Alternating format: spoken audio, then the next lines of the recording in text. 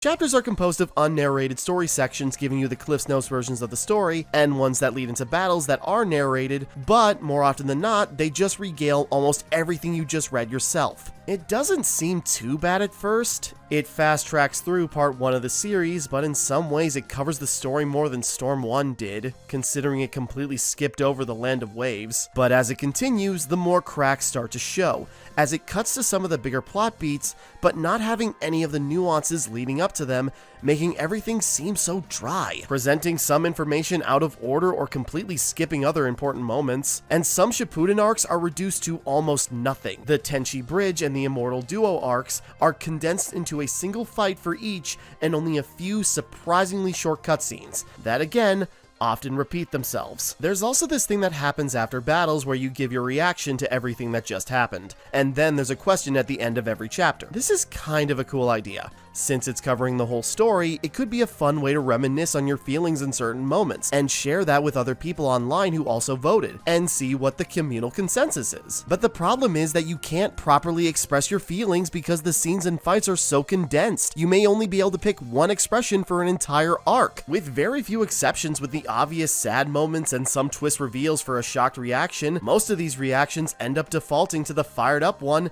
just because a cool fight happened. The end chapter questions sound interesting at first, moral or personal questions to the themes and events that were just covered. Some are kind of nice in a fun, subjective way. What's more important to you? Your bond with your family or your friends? Do you have a good connection to your relatives, or do you find more care and support in a found family of your making? Which pairing did you enjoy seeing reconcile more? Naruto and Kurama working together after all this time and trusting each other wholeheartedly? Or Sasuke and Itachi finally having a moment to hash out their feelings about their falling out? Learning the truths behind their motivations, and Itachi being completely honest with his younger brother for the first time in his life. No matter what you become,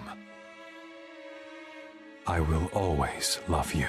But then there are other questions posed that are so remarkably stupid it makes me wonder if anyone was paying attention to the themes of the story. Do you actually want to make friends? Or just kill everybody? Would you rather live in the real world that's shaped by the existence of a diverse plethora of human beings, and you all have a collective responsibility to overcome hardships to shape the world into a better place? Or would it be better to live in the infinite Tsukiyomi where all your dreams would come true? You know, the thing we've been fighting against for about a third of the story because it rids us of agency in our lives and leaves the world in a complacent, ever-worsening state thought up by a guy with a messiah complex who's actually just a pawn for a being that would rid the people of the world of their sentience and identities, cutting those dreams short. Which do you think is better?